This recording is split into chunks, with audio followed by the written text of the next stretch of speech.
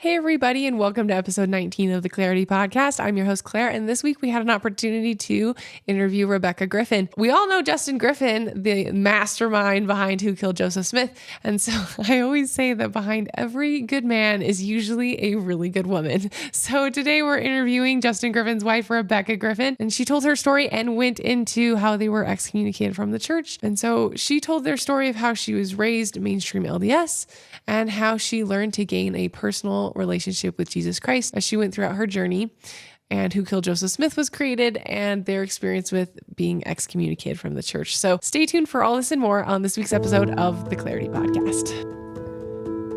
Everyone has a journey they're walking, and along that road, we are met with potholes, road bumps, rain, storms, and sometimes just fog.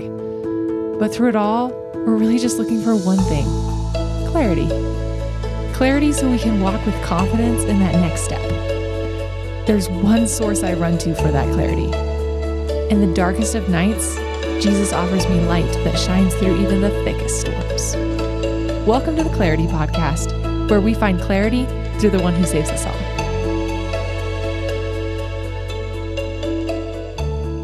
Hey, everybody, and welcome to episode 19 of the Clarity Podcast. I'm your host, Claire, and today's guest is Rebekah Griffin. Welcome to the podcast, Rebekah. Thanks, Claire. Thanks so much for being on. We are so excited to hear your story. So let's go ahead and jump right into the questions.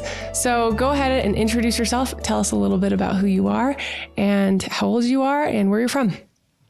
Okay. My name is Rebekah Griffin. I live in Sanpete County. I grew up in the Bay Area. Lived there my whole life till I went to college. I have 3 kids and I homeschool them. We live on a farm that we moved to 4 years ago. I was born and raised a member of the LDS Church till about a couple years ago. Now I'm no longer a member. All right. So go ahead and tell us what that meant and what the church looked like in your life and what your relationship with Jesus looked like just as a child and being raised within the church. Okay, so I was born into a family. We are like pioneer stock, both sides. So been in the church forever. All my family's members of the church. 8 kids in my family. I'm the third of 8.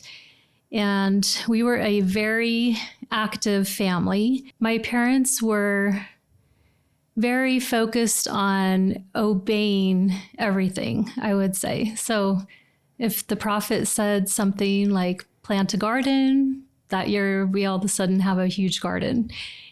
Things like that. We, year's supply of food, we have a year's supply of food.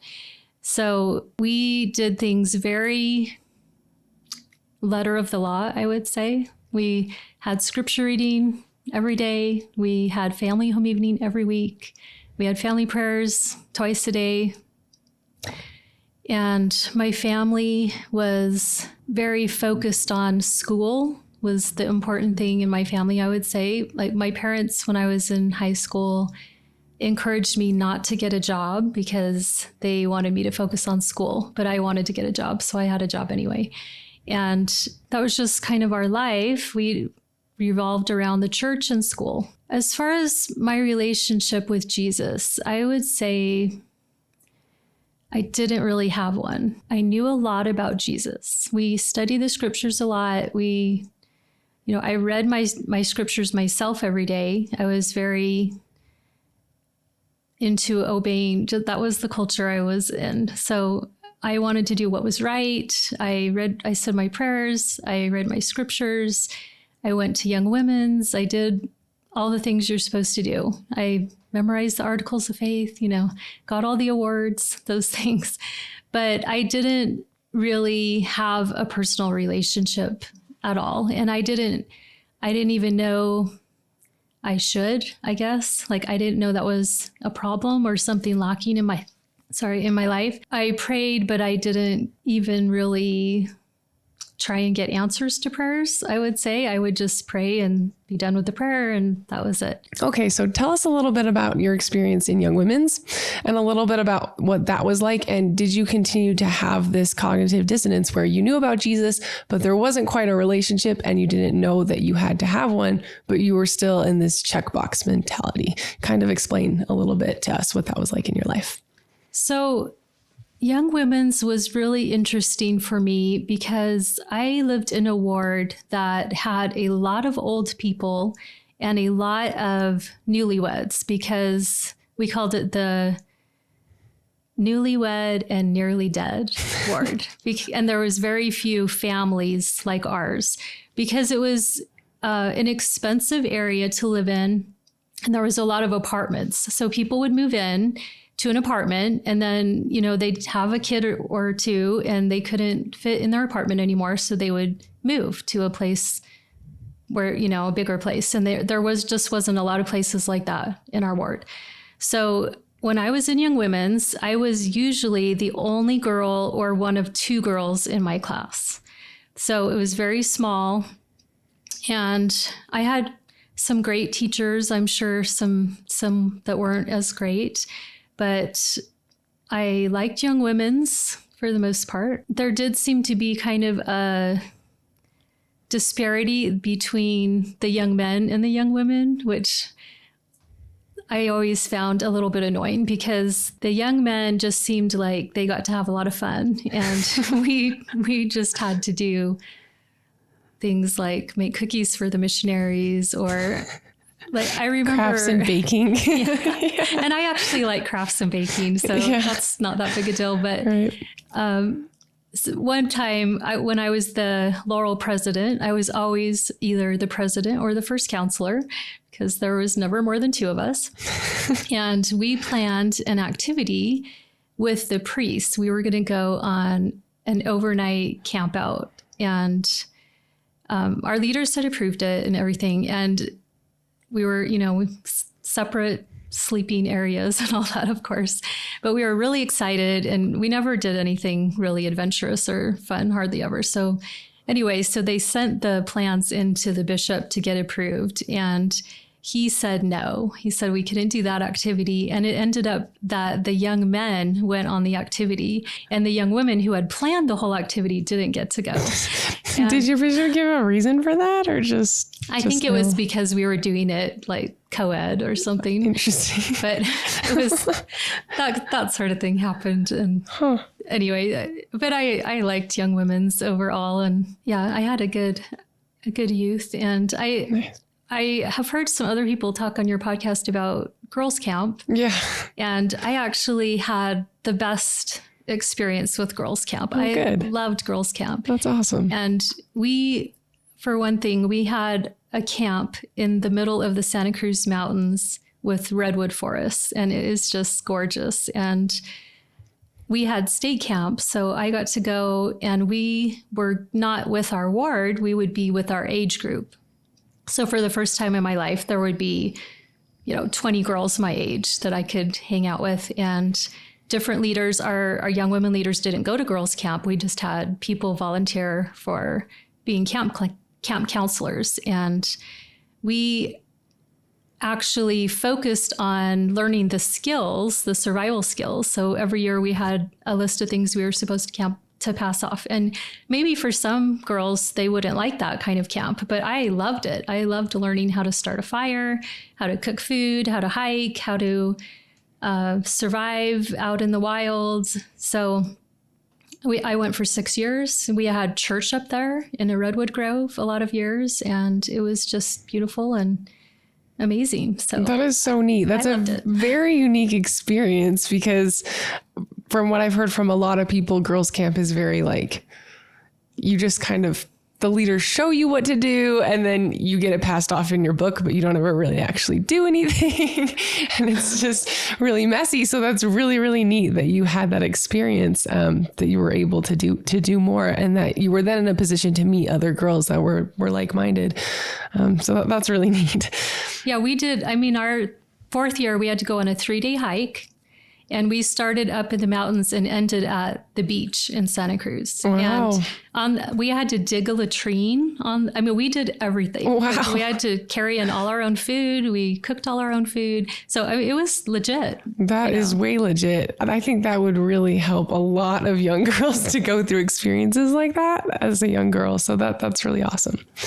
So let's kind of move into your young adult years. So this is when usually a very pivotal place in a lot of people's lives where they decide, I either want to do the church thing or I don't want to do the church thing. And it looks different for everybody. So kind of explain to us what that looked like for you and what that was like moving into your adult years where you start to kind of make your own choices in life. So when I was 18, I went to BYU, which I had always wanted to do. I never wanted to go anywhere else for college. I wanted to be a nurse, and I'd wanted to be a nurse as long as I could remember. And I had my life very planned out, that, how things were going to go. And so when I was applying to college, my dad wanted me to apply to Stanford because that's where he went to school. And I wouldn't even apply because I just said I wouldn't go there even if I got in. I just want to go to BYU. It was my dream. And so I went there. I had a full scholarship. I got accepted into the nursing program after my first year, and everything was just going as planned. I mean, half the reason I wanted to go there is because I was sure I would meet whoever I was going to marry. BYU, I do. Yeah. So when I was 21, I had like a year of school left. And what happens when you're 21? You start, if you're not married, you start thinking, oh, I guess maybe I should go on a mission. So I had never really wanted to go on a mission, but my older sister went on a mission, and she just changed so dramatically for the better. Like, I just saw so many things in her, so many ways that she had grown. She just came back really confident and just seemed more spiritual. And so I started thinking, maybe this would be a good thing for me, because I think even though I was very good at following rules and checking boxes, I had this thing in the back of my mind where I thought I wasn't really very spiritual. Like, I remember growing up, people would bear their testimony or something, and they would talk about feeling the Spirit. And I would just think, I don't know what that feels like. Like, I don't really know if I'm ever really feeling the Spirit. And I thought maybe something was wrong with me, or maybe I was doing something wrong. I don't know. I just kind of had this in the back of my mind. But if I ever talked to someone, they would say, well, yeah, but you're doing this and this and this. You're fine. You're going to the celestial kingdom.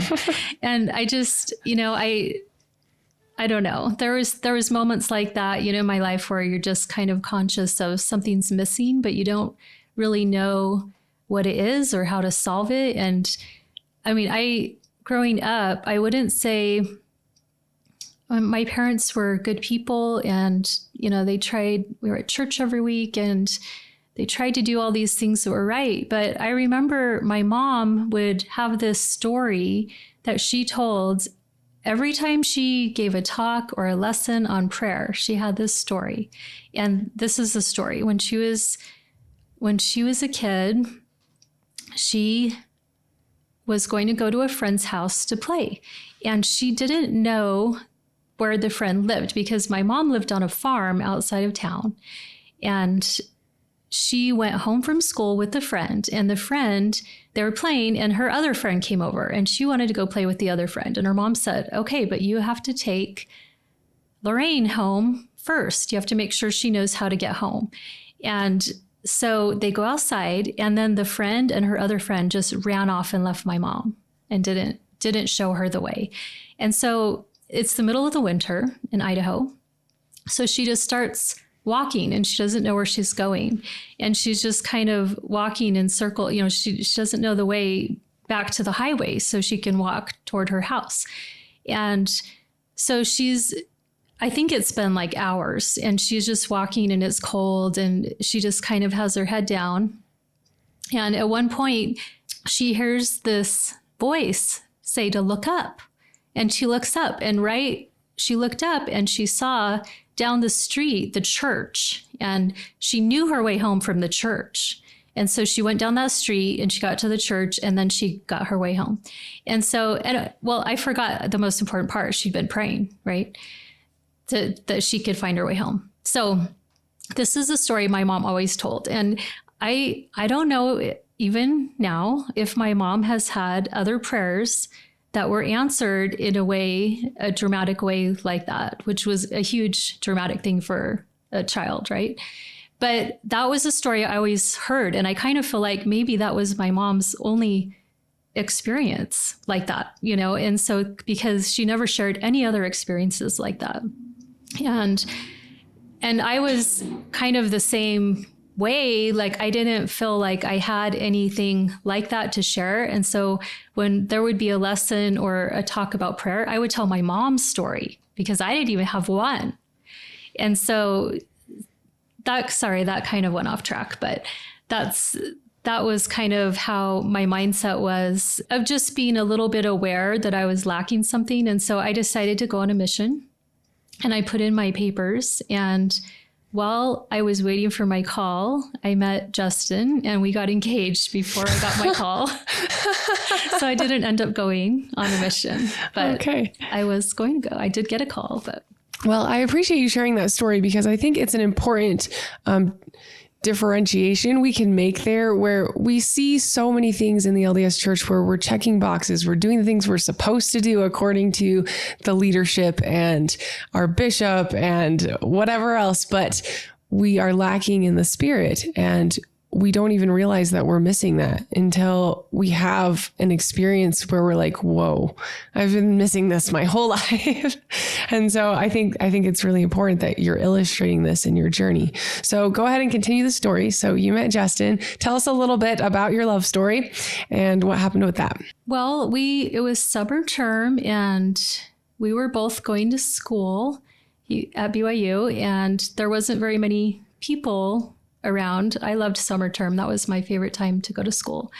And we were in the same ward that whole last year, but we had never spoken to each other. And I had this group of people that I would go play ultimate frisbee every Monday night. We would go play. And he always worked. He worked full time and I went to school full time. So he never had come, but it was Memorial Day.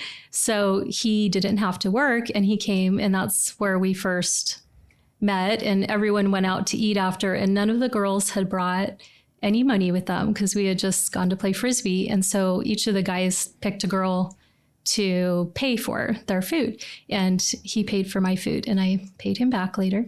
That was our first sort of date. And then a couple days later we got together again, and then we went out like every day for like 10 days and then got engaged. So you got engaged after 10 days? Yes. So what were like your feelings? Were you just like, yeah? Or were you like, this is really fast?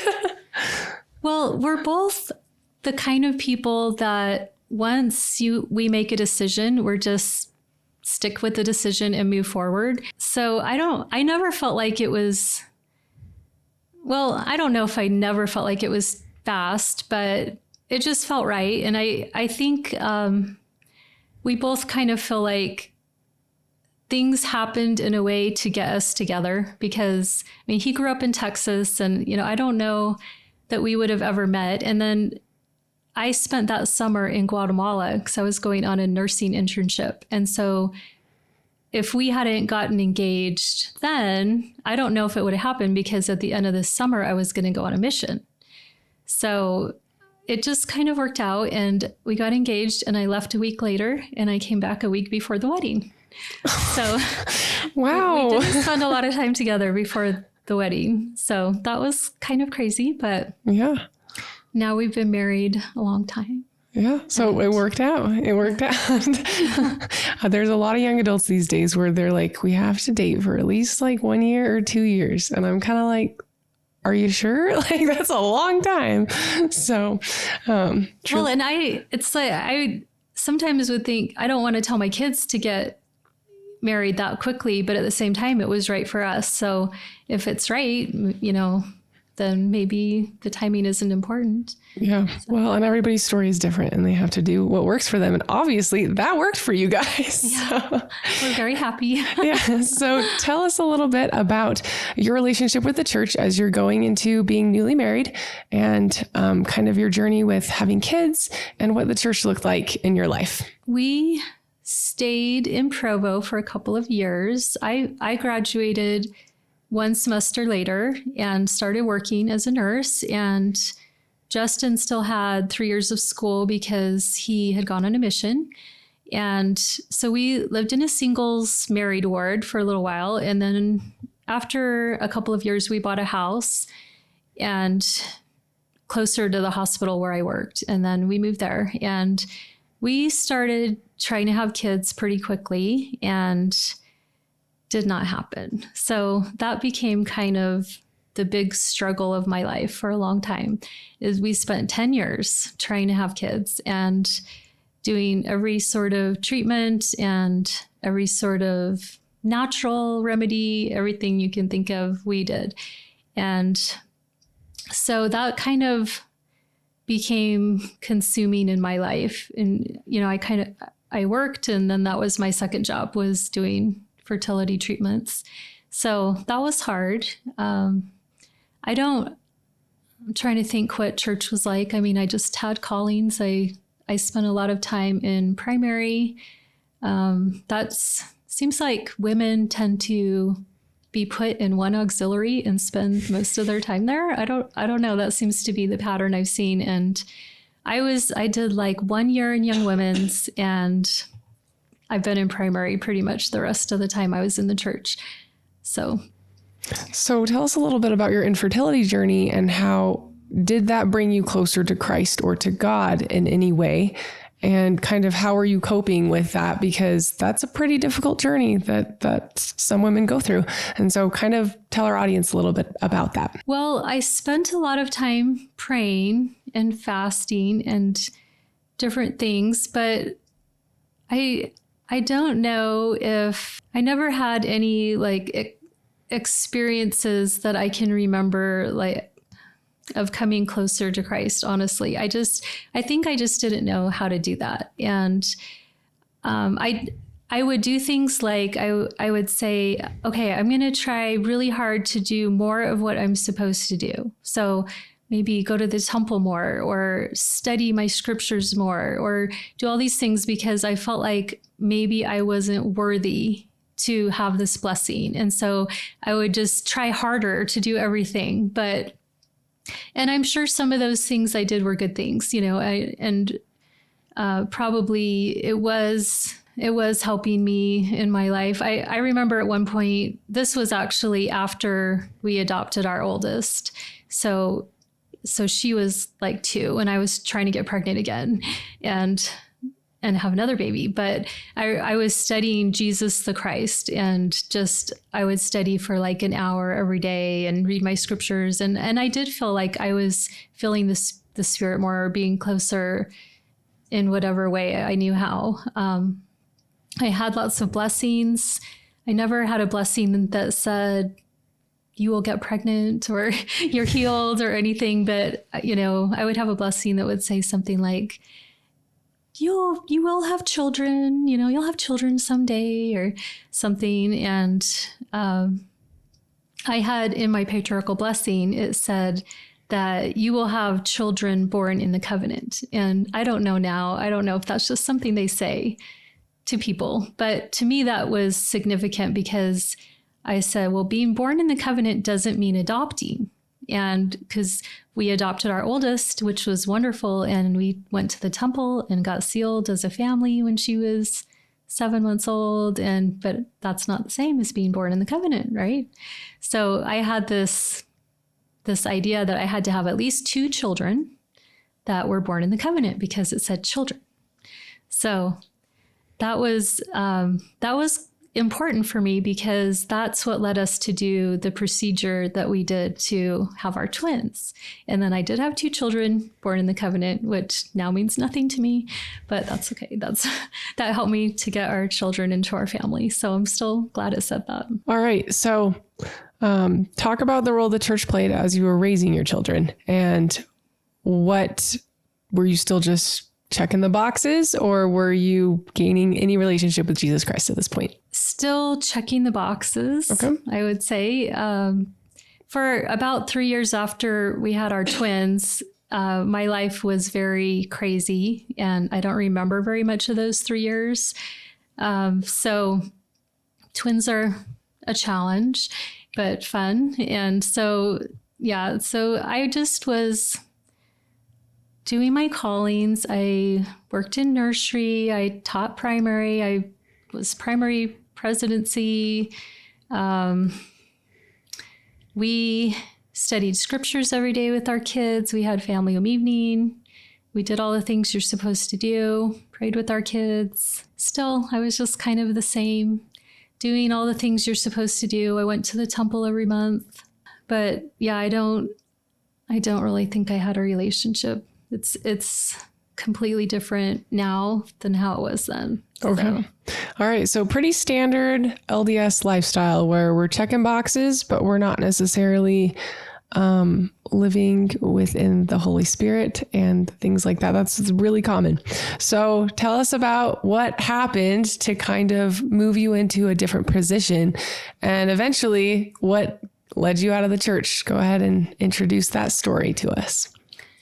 So my story really kind of started with my husband.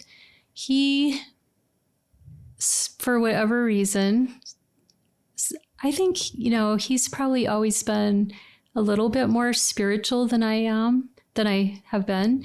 And he had kind of gotten some inspiration to start studying Isaiah. And that just led him on this path. And he starts reading these books and learning different things and praying. Like he would go in the closet and pray for hours a day. And that was weird. It was like not normal. And he doesn't really like to read. And he was reading all these things. And I just was confused. I was like, what are you doing? And he started reading books that were not church approved books. And I would question, I say, that's not by general authority. I don't know if you should be reading that, and anyway, but he starts having experiences, like spiritual experiences like he'd never had before. And it was intriguing to me, but at the same time, I was kind of worried, I think. So things kind of went on like this for a couple of months, and there was just a part of me that started feeling like whatever he was doing, I wanted to do it too. And so I started also seeking, and I think maybe for the first time in my life, I started becoming more believing that these things were possible, because I didn't know anybody that had spiritual experiences, honestly, that talked about them other than things like I felt the Spirit or things like that. I prayed about this and I felt good about it. So that was my answer. And he was like seeing visions and things like that. And I was like, well, I trust him and, I believe him. So maybe these things are real. Maybe these things actually happen and not just in the scriptures. So then something happened that was negative. So we at this time were planning to build a new house and move. And I had always had this dream. I don't know why, since I grew up in a big city, but I wanted this little farm. And I thought that would be just this wonderful lifestyle to raise my kids. And I had chickens in our little backyard and a big garden as big as I could, but we just had a small yard. And so I was so excited. We were moving to an acre. We had our land and we were drawing up our house plans, and I was totally consumed with this dream. Anytime I had when I wasn't homeschooling or doing all the things I needed to do, I was working on these plans. Justin didn't really want to move.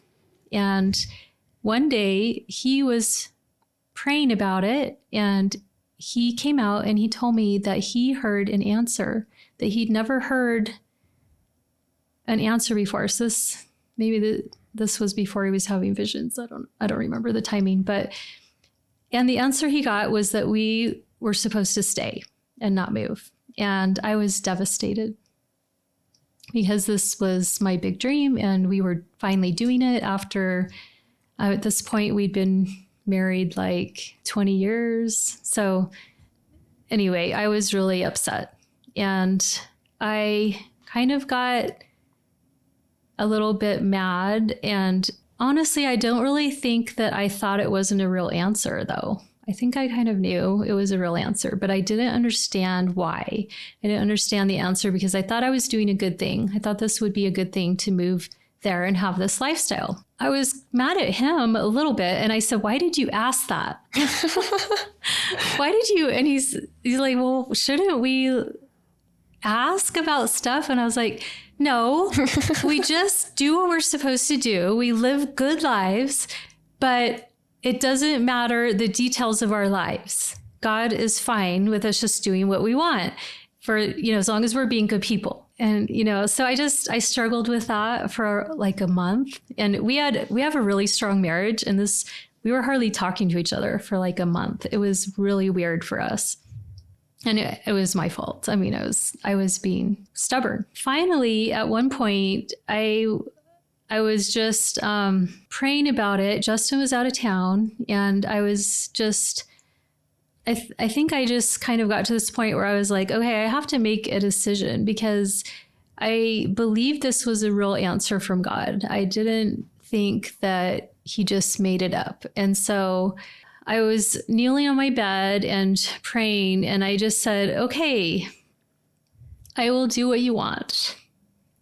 And if we're not supposed to move there, then I won't. And the thing is, Justin had actually told me he would move, even though he got that answer, because he wanted to make me happy. And I was so upset about it. He finally had said, okay, I'll still do it. And he was going to go against his answer just to do what I wanted. I finally decided that. And I said, and I'll do what you want for the rest of my life.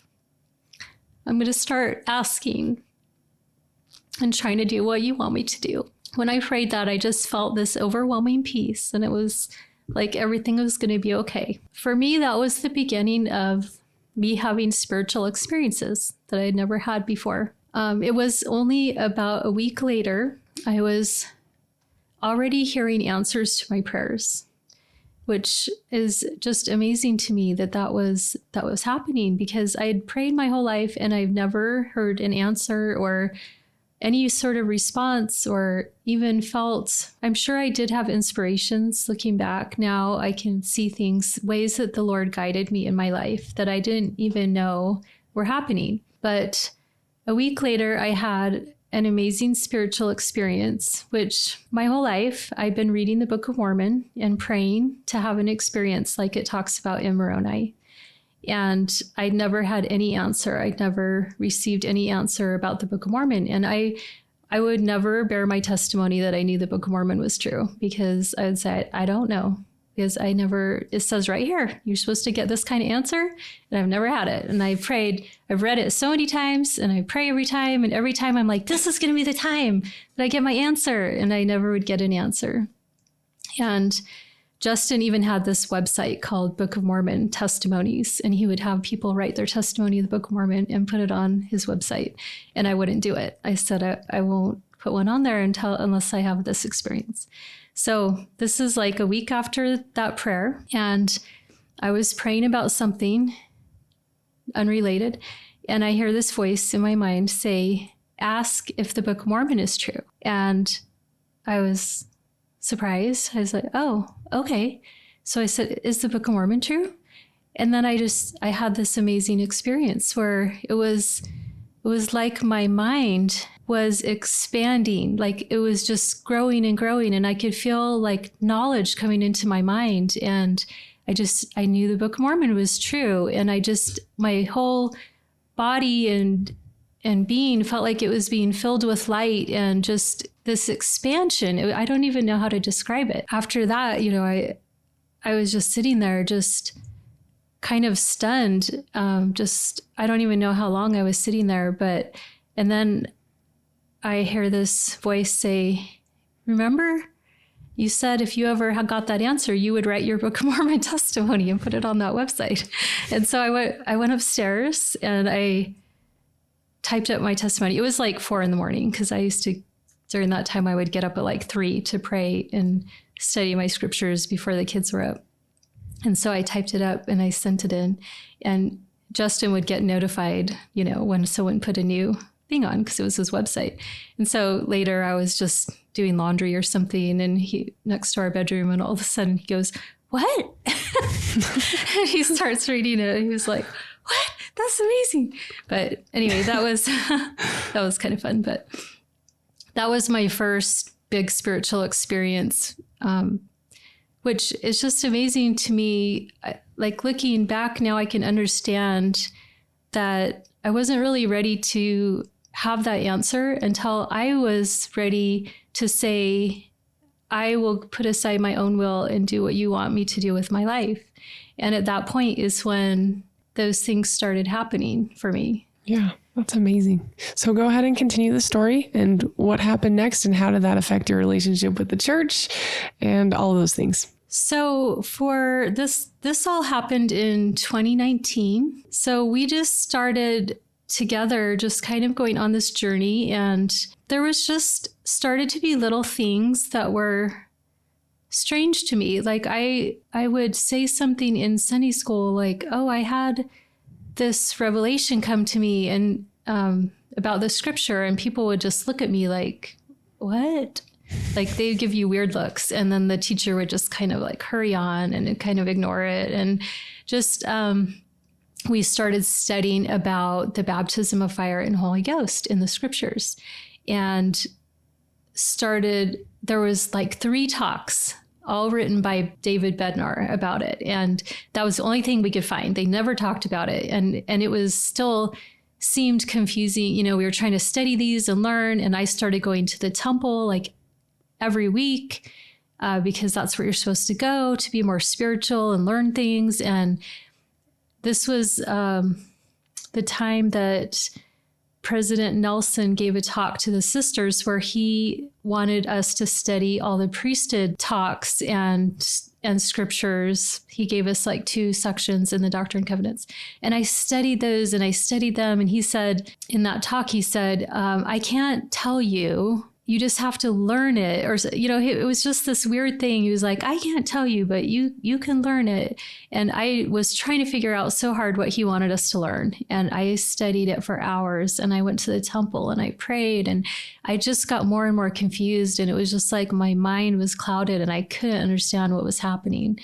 And so I was just having experiences like that where I would go to the temple and I wouldn't have any amazing spiritual experiences. Like I would be trying to pray and it was like they kept interrupting me with, "Do this now, do this," how it is at the temple. Right. And the only time that it was that I felt any peace or, ability to connect to the spirit was in the celestial room where I was just sitting there quietly. And then I started realizing when I'm at home in my little study room is where I'm having all my spiritual experiences. And so that was strange to me, just things like that. I would wonder. And, we started getting to the point where we were asking, do the church leaders know this stuff? Like, are they having these experiences? Are they really going into the Holy of Holies and talking to the Lord face to face, and then they would have talks where they would say they don't have those kind of experiences. And that was shocking to me, and so it was just like little things like that. And then I remember, so 2019, I think was the first year that Come Follow Me came out. And that fall, we were doing New Testament, and I was really depending on the Come Follow Me manual a lot. And we were doing it with our kids every night. We were going through what the the lesson was. And I think I was depending on it because I didn't know the New Testament very well, honestly. I knew the Book of Mormon really well. But so we do that. And then the next year they start Book of Mormon. And we're going through that. And we get to the Isaiah chapters. And I had been studying Isaiah a lot. And I was really loving Isaiah and getting a lot out of it and seeing all these things. And we get there and they covered like all the Isaiah chapters in like 1 week, like a couple scriptures. And I was just appalled. I was like, what? Jesus said we're supposed to study Isaiah. And they just kind of glossed over it and made it about, well, Isaiah has some prophecies about Christ. And that was like the extent. And there's so much to Isaiah, all these last day warnings and so many things in there that's so beautiful. And I shut the manual and I said to Justin, because I was kind of the one that taught the come follow me stuff. And he would do something else, at the same time with the kids. And I shut the manual and I said, I'm not using this anymore. We're just going to go at our own pace through the Book of Mormon. Who cares if we get done this year? But they're just rushing us through it. And there's so many good things. And so that was when we quit using it and we just started doing our own family study. And we would just do however much we got through. And it was great. It was just like more spirit-led and better discussions with the kids and just little things like that were happening. But no big deal. Like we were still totally active. I was in the primary presidency. Justin was in the elders quorum presidency, very active family in the ward. And so just to interrupt for just a minute, did it ever occur to you at this point that you would leave the church? Did that ever cross your mind? Never. Okay. I mean, if anything, I was getting more spiritual and like more committed. Right. Mm-hmm. So yeah, to me, the church and the gospel were just equated. Mm-hmm. And I didn't understand why some things weren't fitting together at this point, but I was not thinking along those lines at all. Right. Okay. All right. Continue the story. What happened next? We went on a trip and we had I remember we used to go to Hawaii every year or two. We had been getting more spiritual in our lives and wanting less to be worldly, I would say. And I remember we were kind of questioning, should we go on the trip? Because it seemed like an extravagant thing to do at this point.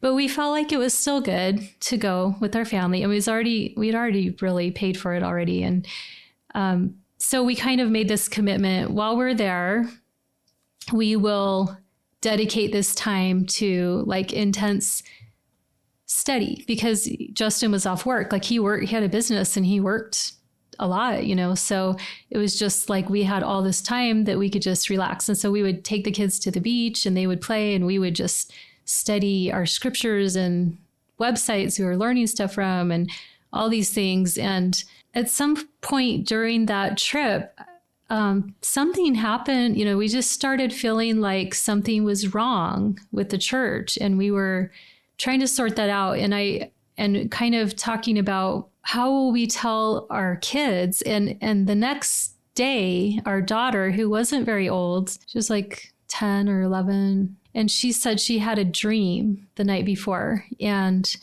in her dream, the kids we went to church, but we were in the stake center and we were kind of sitting in the back, which we never sat in the back. And it was the primary program. And she and the other kids in our family weren't up there in the program and they were just watching it. And she said the kids were not wearing church clothes. They were wearing like jeans and t-shirts and they would go up to the stand and they would give their little part like the primary kids do. And then they would get a trophy. The primary presidency or the bishop or somebody would give them a trophy for doing their part. And then they were doing singing, but they were like, instead of singing the primary songs, they were singing rock songs and dancing. And it was just weird, and just all these things like that in the dream. And so she's telling us about this. And we just, after she told us, we just looked at each other and we were just amazed because we felt like she was being prepared through this dream. So I can't even tell you exactly what happened to make us come to the realization. I don't know if somebody said something to us and we prayed about it. But I think we just kind of, at this point, we're like, okay, something's wrong, but we didn't know what to do about it. While we were there, I was having all sorts of spiritual experiences. Like I would wake up in the middle of the night and feel like I needed to go pray. And then I would get like answers or see things or I don't know, all these things. And I, during that time, got this answer that we needed to move from where we were and go to this place in the country and have a farm. And I told Justin and he was like, okay. And then he said he'd already been kind of given the answer that he needed to get out of his business. And when I got that answer about moving, he also got an answer that he needed to not wait because he had been trying to kind of get out of his business, but it was like this long process of winding everything up because he had lots of employees and they had to figure things out. And it was like, no, you need to be done now. You need to get out. And so we went home from our vacation early, and it's really interesting. This is right when COVID started. Sorry, I'm probably not supposed to say that. This is right when the plague of 2020. Yeah. So we came home, and instead of going home to our house, we drove to the place where we felt like we were supposed to move. And our kids were like, where are we going? You know, they didn't know anything. And we started looking for a place to move. And within like 2 weeks, we had bought a house and moved. And right at this time, they shut down church. And so we never even went back to our ward. Like there was no church while we were there. And so we left and everyone was like, what the heck happened to you guys? Like we just disappeared. And so, yeah, that was kind of a crazy whirlwind time. And how are you emotionally processing everything? Or were you just so close to Christ at this time that you felt like, nope, this is what we're supposed to do? And was there a level of confidence there? Yeah, I mean, I knew it was what we were supposed to do. And I mean, really, I didn't mind because now I was moving to my farm, right? Now you got your dream. I felt like I had wanted to do this and I felt like it was right. And then I was told, no, don't do it. And then I was so confused about that. And then it was like, it happened later, like a year later. But it was harder for Justin because his dream was not to live on a farm. His dream was to live like in a high rise. Like he's like opposite dreams of this. And so he struggled with it a lot more than I did, but he also knew it was the right thing to do. He'd also received that answer. So yeah, so then we came, and as soon as they opened things up again, we started going to our new ward, and we went a couple of times. And then they sent out that letter about wearing face coverings. And we talked to the bishop and he said, yep, you have to wear them. And so we said, well, we won't be coming anymore. And so we just went to that ward a handful of times. And so did you have some kind of a background or understanding about the face coverings and like what made you not want to wear the face covering? So, yeah, I didn't really talk about that before I had any kids, when I worked at the hospital, I had a nurse I worked with who gave me a book about the childhood jabs. And so this is one of the experiences where I feel like I was having some spiritual guidance in my life, but I wasn't aware of it at the time. Like I didn't recognize that that's what was happening. And I read this book and was instantly convinced, and which is weird because I'm a nurse, right? Like it's not usual for nurses. Right. And so, it's weird that a nurse I worked with gave me the book. That's even more strange. And so even before we had kids, I just was, and I had done a lot more research than just reading that book by that point.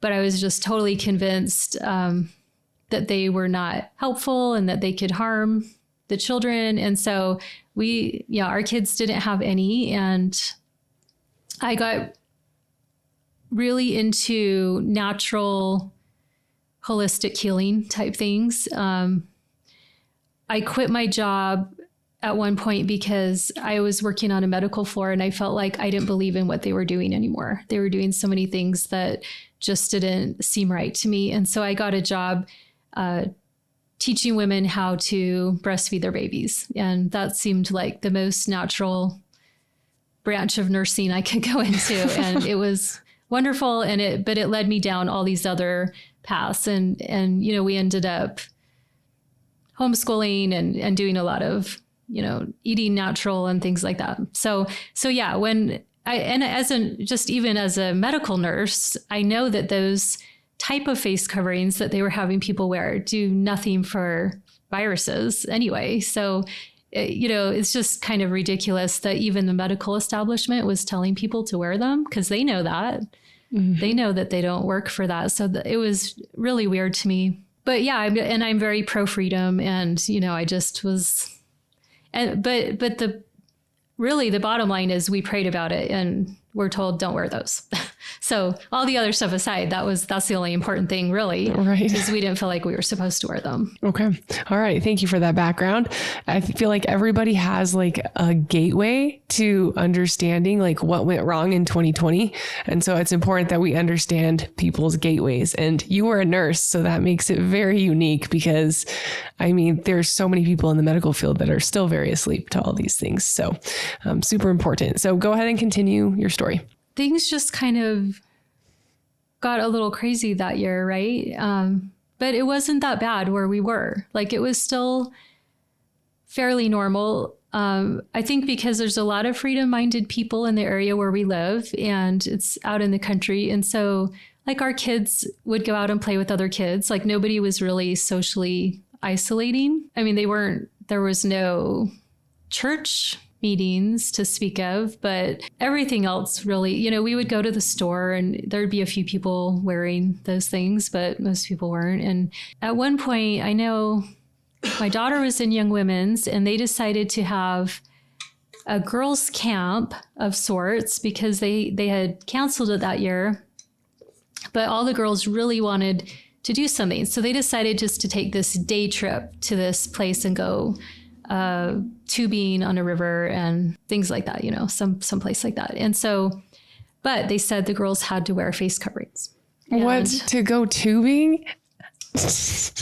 Well, and I don't know if they wore them while they were tubing, but at least on the drive there, they had to wear them. And so interesting. I said, well, my daughter will not be wearing that. And so they said, well, you can drive her yourself then if you want. And it was like an hour and a half away.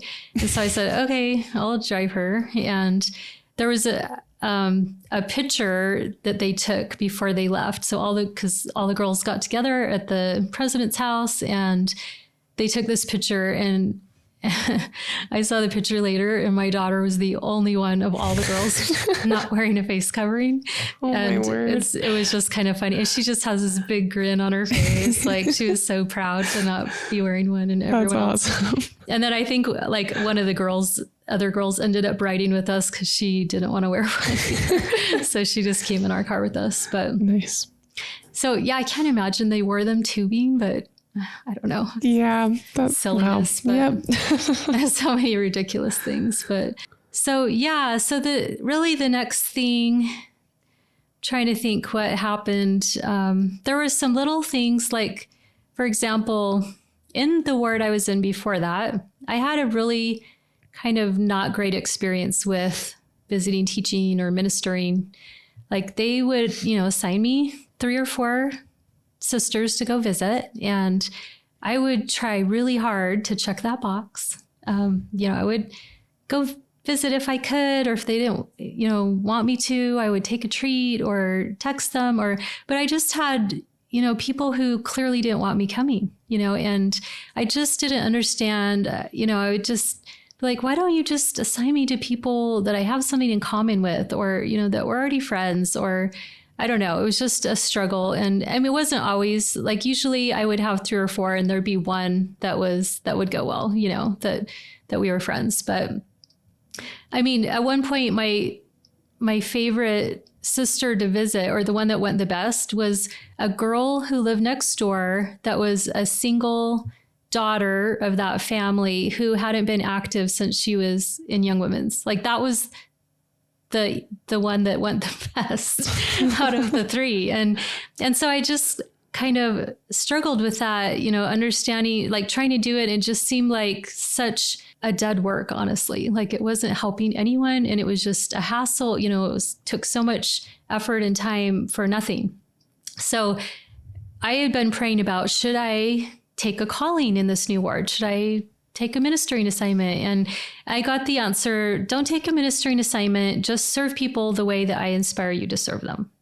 And so I was like, great. So the Relief Society president came over, and she wouldn't come in my house because, social distancing, but she sat on the front steps with me, 8 feet apart or whatever. And she said, oh, I brought you a ministering assignment. And I said, like, she didn't even ask me if I wanted to do it. And I said, oh, well, actually, I prayed about that and I'm not supposed to take one. And she just looked at me like this stunned look on her face. And she's like, well, but I felt good about like assigning you to these sisters. And I was like, well, that's great, but sorry, the Lord told me no. But I was like, but I want to serve. I'm happy, call me if you ever need help with anything. And, I'm happy to help. And, so that was kind of my first thing. And I know in our last ward before that, we were one of the most active families. Like we did a lot in the ward. And the bishop of the new ward said that our old bishop had called him and said, oh, you're so lucky to be getting this family. Like they're this awesome family. And we're so sad they're leaving. And then like, we never went or did anything or took callings or, and at one point the new bishop told us that the other bishop had told him that. And he said, he's like, I'm just not seeing it. And I was like, you're not performing for me as well as you were performing for that bishop. So let's step it up here, guys. So it was really kind of strange because it was like everything changed right when we moved. So I don't know what people in our old ward, I'm sure they've heard stuff or seen things about us. And I don't know. There's only a handful of people that I talk to anymore. But anyway, I'm sure that was strange. All right. Answer the question? Yep, definitely. All right. So go ahead and keep telling us what happened next and maybe introduce your journey with Who Killed Joseph Smith and what happened there. Okay. So yeah, I'm trying to think if there was any other problems with, at one point they started having people go back to church, but they said you had to wear those things and we wouldn't wear them. And so the bishop came over, or he asked Justin to come in and meet with him, I think is what happened. And he went in and they were like talking about the scriptures and having this great discussion. And then all of a sudden he just got like really mean or mad. And he said, why are you not coming to church or something? And Justin said, well, we just don't feel like we're supposed to wear those face coverings. And they sent out that letter. So we don't want to make a big scene. We're just not coming, And he said, well, I'm taking away your permission to do sacrament at home because we've been doing home church. And Justin was like, what? Was this still during COVID? Like, yeah. This was still during like the hype of COVID where everyone was doing at home church anyway? Well, it was after they let people go back. Oh, okay. But you had to sit like 6 feet apart and you couldn't sing. And it was just like the hour or the 45-minute sacrament meeting. Yeah. And, it was still kind of crazy, but we weren't going, but they were doing Zoom. Like you could watch it online and we were just having wonderful home church, which we liked. And we were still doing the sacrament. And he said, you don't have permission to do that. And he said, well, why, is that for everybody or just me? And he said, just you.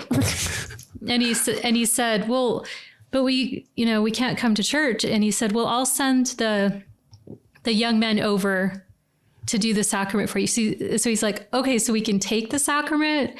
I just can't bless and pass the sacrament. Yeah, that's right. And so, but that also makes no sense because Justin was a priesthood holder who could have done that. Right. So, and if you're worthy to take it, yeah, then obviously, you could pass it. it was just weird. So That is weird. So we didn't stop doing the sacrament. We just kept doing it. But so then the stake president called and said he wanted to meet with Justin in his office. And he said, I don't even know you. Like, why don't you just come to our house and meet us? And so they came over. The whole presidency came. We just, charmed them. Like, we were just our sparkling selves, and our kids were great and answering their questions. And, I'm sure they left very confused because they had heard some things. I don't know. But so then it came to the movie, so Justin's working on this movie, Who Killed Joseph Smith? And somehow word kind of got out online, and there's people that call our bishop, or I don't know, people like to report you for things. And so then he gets called in again, and I can't remember. I think he went in and met with the stake president one other time, and maybe that was before he knew about the movie. I can't remember, because I do remember he said, did your bishop tell you can't do the sacrament anymore? And he said, yes. And he said, did you stop doing it? And he said, no. And he said, well, you need to obey your bishop. And he said, well, he didn't really have any reason for saying that. And the stake president agreed with that. And he said he didn't have a valid reason, but he said, you still need to obey your bishop if he told you that. And so I think that was the last meeting he'd had until we actually got called in for a court. All right. So tell us what was happening at the time when you got called in for your court, just to give everyone context, and then that process and what happened. So yeah, really, it was just about, it was just because of the movie. That was nothing. So I don't think we had gone in and met with them again or anything. It just, so they call us in and they start asking us. So a lot of people have asked, why did you even go? And we've prayed about it a lot, and we felt like we were supposed to go. I didn't want to go. Who wants to do that? So right? Did they call you in with like a letter, or did you get a phone call? What did that look like? They brought a letter, I think. And were you guys super vocal about what you were doing with Who Killed Joseph Smith? Like, how did they find out that you were doing the movie? I don't know exactly. We weren't super vocal, but there was a little bit of talk online, but somebody found out and was informing people about it and making posts and videos warning people about it. It hadn't even come out. Like, it wasn't even released. He was just working on it. So when we got called in, it was November, I think it was 2021 is when we got called in. So the movie wasn't released till the next January. So the court was not a good experience. It was, even though like spiritually, I wasn't feeling like my salvation was in the hands of the church. Like I felt like, I had this good relationship with the Lord at this point, and, I didn't feel like the institution had anything to do with that. And it wasn't that I was like devastated to not be a member of the church, or thinking that this meant, they tell you, well, you no longer have an eternal family and you no longer have these blessings. And none of that was real for me. I didn't feel like that, but it just was a really negative experience. Like, it just felt very like they just were attacking. So first they asked us to bear our testimony of Christ. And so we talked about some of our experiences and our testimony. And then it was like it was a formality for them. They were just like, okay, whatever, and it didn't act like they believed us or, felt anything from that. And then they started just asking questions about the movie mainly, and all the stuff with the health stuff, and why we weren't following the prophet and things like that. And they said so many crazy things. Like at one point, the stake president told us that if we had taken the jab and died from it, because we were talking about there was lots of people dying, he said that would mean it was God's will that we died. because we should still just follow the prophet. And then he told us a story about a man in our ward, I mean, not in our ward, but in our stake, who actually did die from it. Like the doctors told them that's why he died. And he still thought it was good. Like he was telling us that story, like to try and convince us. It was so bizarre. Wow. So just, there was just a lot of negative things. And they asked a lot of questions about the movie, and, we just answered the questions. And then they said we couldn't release the movie. Well, because we said, we don't really want to lose our membership. So, what do we have to do? And they gave us a list of 5 things we had to do. And one of them was not releasing the movie. And one was start paying tithing again. So we were paying tithing in different ways at this point. They said we had to say President Nelson was a prophet. And we had to start going to church, and maybe one other thing. But mainly, I think the movie was the big thing. And so we said, well, we would like a chance to pray about that. And if the Lord tells us that's what he wants us to do, no problem. We'll do all those things. And they went in another room to deliberate, and they came back and said, no, you can't go pray about it. We're withdrawing your membership. So that was weird to me that, they didn't want us to go pray about it. Basically they were saying, we already told you what the Lord wants you to do, so there's no reason for you to go pray about it. Like, you just need to do what we told you to do. That is the Lord's will. And so, yeah, so that was a hard experience for me. Like, I wasn't expecting it to be so hard, I guess. I don't know. I mean, nobody likes people to tell you you're a bad person or you're apostate. I mean, they told us that after a year, if we repented, we could get rebaptized. And we said, repent of what? Like, you didn't tell us anything we did that's a sin, So I don't know. It was just, that was difficult, but I'm sure they're just trying to do what they thought was right. And I think they'd probably been directed to do that. They didn't even know us really. I don't think it came just from our local leaders, but they have, he said, well, I have a responsibility to protect the members of this stake. So then they read a letter in every ward in our stake informing everyone that we got excommunicated, which I didn't know they were going to do that till after they did it. And I had a friend text me and say something. I was like, what? So yeah, it was kind of a hard time. And I probably was a little bitter about that for a while, but do you feel like one of the reasons why they did it this way was almost so you guys would lose your credibility, because you're bringing forth something that changes everything? And for my audience listening, if you guys haven't seen Who Killed Joseph Smith, you should go watch it.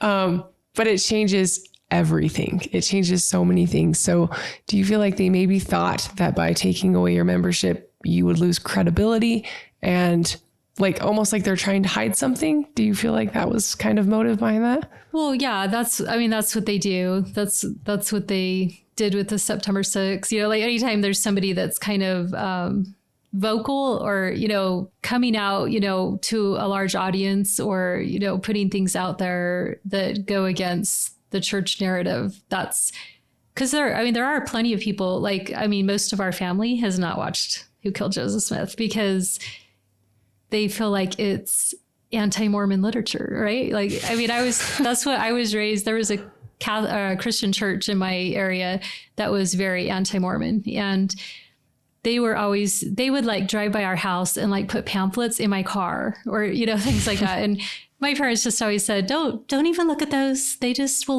make the spirit go away, and they're too convincing, now I'm like, oh, I understand why a lot of that stuff's probably convincing, because it's probably true.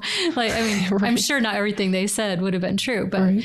Anyway, I just now I'm like, okay, why are we so afraid of people looking at information and deciding, if they have faith and a strong testimony, then it won't be bothered by any of that stuff. Mm-hmm. So if your testimony is not in Christ and you don't have faith in Christ and it's just in all these traditions, then when the traditions get challenged, of course, that's going to damage your foundation because it's a sandy foundation, right? Right. But it just is funny to me how they just tell people, don't look at anything from non-church approved sources. If you want to know about the church history, we will tell you. And you come look at here, we'll explain it, tell you all that you need to know. And so most people, even in our families or our friends, won't even watch it just because it's not going along with the church narrative. So yeah, well, this is where you see some of the corruption in the church, because if we were really following Christ in the church, the greater light is going to win, which is the truth. So like the truth will come forth, and we should be trusting the members that if they're seeking Jesus and the truth, they'll come to the truth. And so we shouldn't be afraid to gain knowledge and information from lots of different sources to see things from both sides. And so you really, really see the corruption in the church coming through there because they don't want you to know. And what do they have to hide? It makes a person think, what do they have to hide?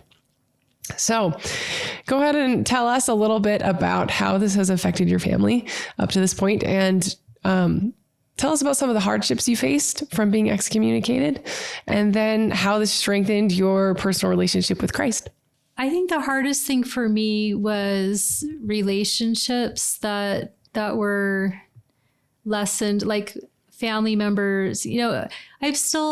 My family's been pretty cool about it, really. But there was like a year where people didn't talk to us much, and now there's still some people in my family that I don't talk to very much, but things have gotten better. It's like people kind of relaxed and things have gone back more to normal, but my family never like disowned us, or my parents were always welcoming to us in their home. I know some people it's like Justin's family was a little bit harder on that, but I have friends that I don't really, we moved too. So it's kind of hard because, it's like how much of it is just distance and how much is they don't want anything to do with us because of where we are with the church.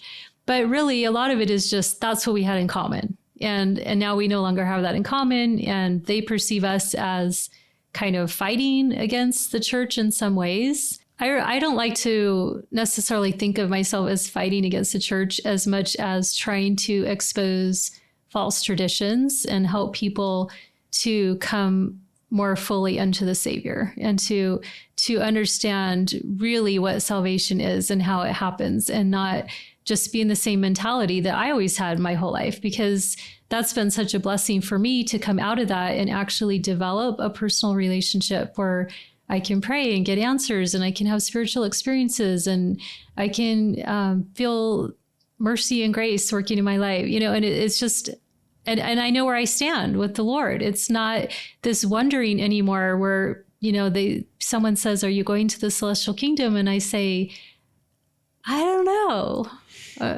I guess I'll see when I die what happens," right? Because and then people would say, "What do you mean? You do everything. How would you not be going there?"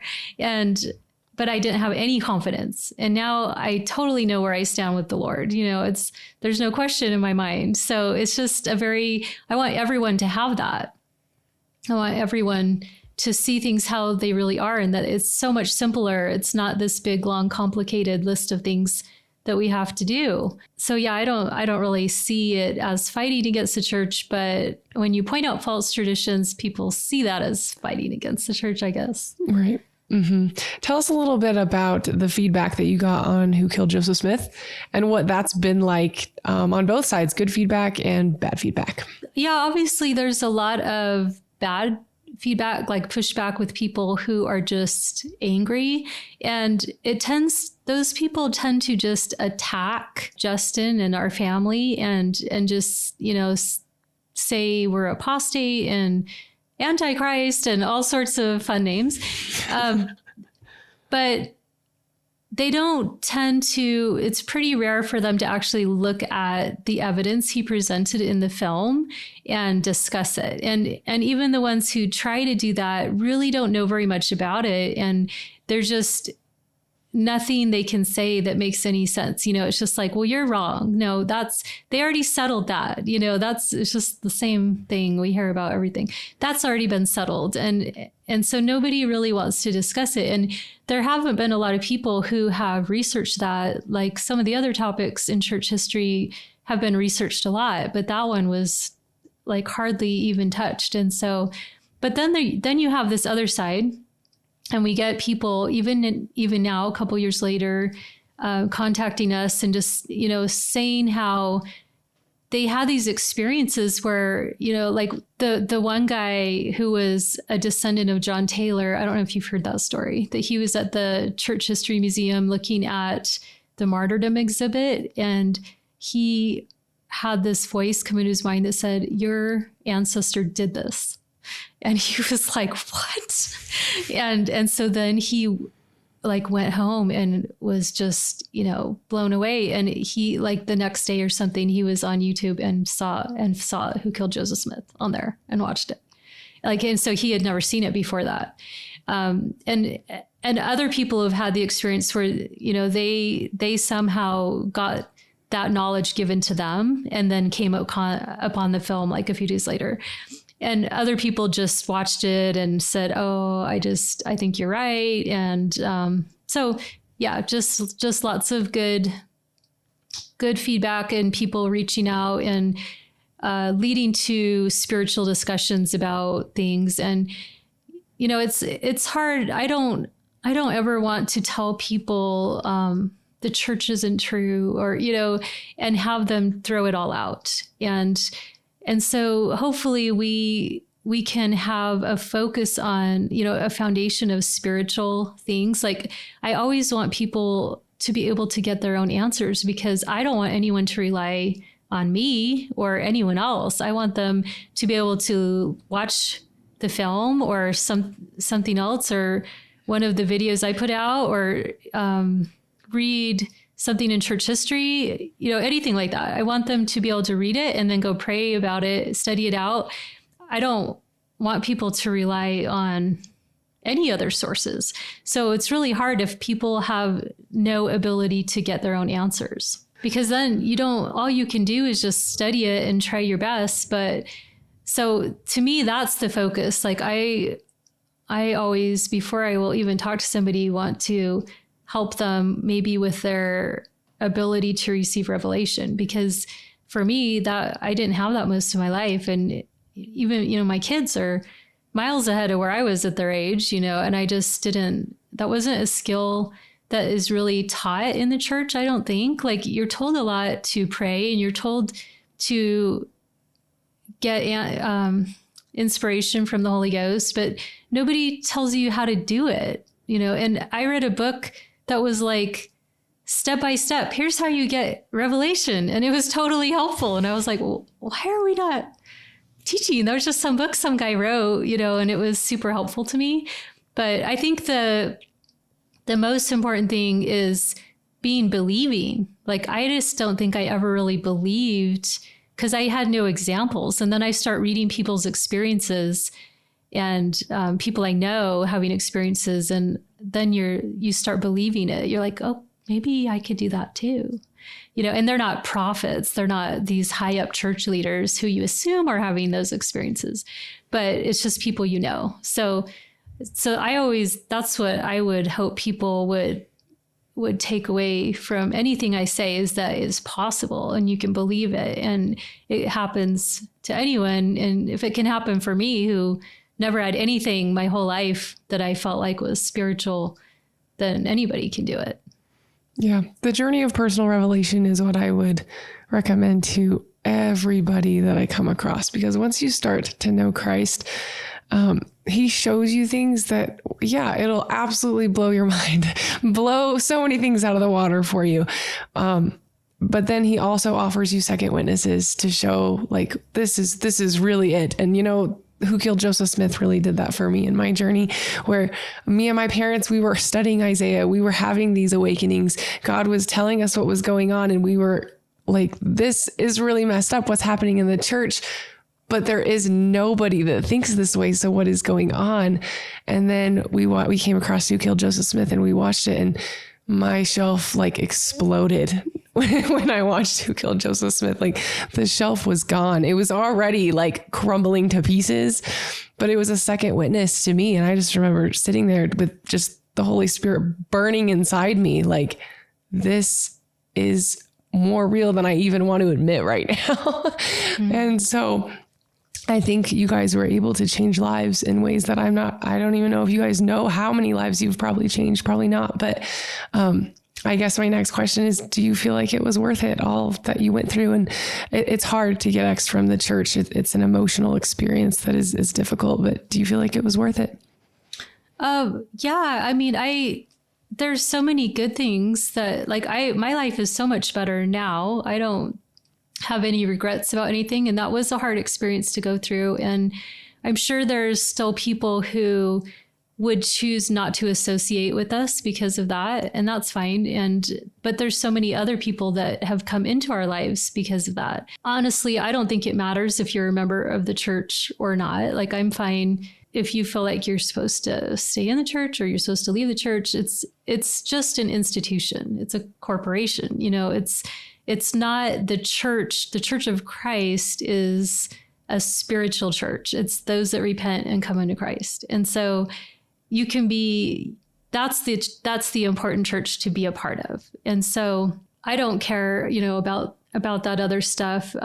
It's been a couple of years now, and it's just kind of like our life is so different. And sometimes I struggle to remember how it used to be. Like, it was so much a part of my life, and now my life has so many other things that are a part of my life. But I love it. We meet with friends and study scriptures, and we study with our kids every day, and there's so many busy work things that have gone away, that were not adding anything to my life. They were not bringing me closer to Christ, but they were distracting me. They were taking up all my free time and effort, so that I didn't even have the time to put into spiritual things. And I mean, of course, a lot of it is your desire as well. And I, probably wasn't desiring those things or even knowing to desire them for most of my life. And, I had to decide, okay, I'm going to change. I'm going to change what I want out of life. And once I decided that, then it was like I was shown all these things in my life that were preventing me from coming closer to God. And I was asked to give them up. And everything I was asked that I would say yes, and it would be, some of them were made super easy. It was just like the desire went away for those things, and I could instantly see good fruits coming from those things. And so, anything that the Lord asks you to do is just only going to make your life better. And it's not that there might not be some struggles as you're going through, because relationships are messy and hard, right? It's okay. I don't regret it. And I think things are wonderful. And I mean, all I can do is praise the Lord and say thank you, because he's done so much for me. And looking back, I'm just kind of sad that I waited so long to make that choice in my life, because I'm like, I could have been like this the whole time if I had wanted. But I was very focused on the world, it's just, and I hadn't really, even though we're told to be in the world but not of the world, we're really taught to be of the world. So it's, I don't know. I'm glad that he woke me up. I'm glad that he made me aware and gave me an opportunity to where I had to choose. I could have said no, and I'm sure probably he's given me many of those opportunities, and I just didn't even recognize them. I just said no without being conscious. But this time was different because I think I clearly knew, like I was aware I would be either choosing to follow the Lord or saying no, I'm going to do it my way. And for a lot of my life, I probably thought I knew better what would make me happy, which is so stupid and prideful. But I think I really thought that, like, no, I want this big, nice house and I want to do this. And yeah, so silly. But have you ever wondered to yourself, if you weren't excommunicated, would you have ever chosen to leave the church? Well, sure. I mean, we'd even considered it before that, but we had prayed about it and gotten the answer not to do that. Yeah. So I don't know if we would have eventually gotten the answer that was the right thing to do. But sure, I think it's totally possible. But it could have also been that we would have felt to just continue and keep trying to help. I don't know. Yeah. We're probably we've always been the type that don't mind going against the norm, right? If you homeschool and you don't give jabs and, it's like you have to have a little bit of a thick skin because people say mean things to you or, So yeah, we don't really have a problem going against things. So I imagine at some point we would have said, even if it wasn't this, there probably would have been something else. An X for another reason. I don't know. I mean, I know people who do pretty crazy things and don't get kicked out. So who knows? Yeah, who knows? Well, this has been a very wonderful interview, Rebekah, and I really appreciate you coming on the podcast and sharing your story. So I want to end this episode with the question that I ask everybody at the end of the podcast, which is, how do you find clarity? You've been on quite the journey and you've had many experiences that have brought you closer to Christ. So after all that you've been through, how do you now find clarity? I think through being connected to the Spirit is the way. I can tell pretty quickly when I'm going through my day and, if don't have those fruits, if I'm yelling at my kids or just feeling impatient or any of those negative emotions, I can be like, okay, I'm not connected to the Spirit. I need to do what I need to do to get in tune, because that is what brings me peace and has my mind clear and helps me to have charity, all of those good things when I'm connected. And so whatever it takes to get back into that is what brings me that clarity. Yeah, I love that. It's so important that we stay connected to the Holy Spirit, and that's one of the best ways that we can find clarity. So thank you so much, Rebekah, for coming on the podcast. It's been a pleasure. Thanks for having me. If you guys are interested in joining us for an episode of the Clarity Podcast to come and share your story of how you've left mainstream religion to follow Jesus Christ, please feel free to reach out to me at clarity.podcast@gmail.com, or you can find me on my website at forgedinhisfire.com, or you can find me on social media, Facebook and Instagram at forgedinhisfire. Thank you guys so much for joining us on this week's episode of the Clarity Podcast.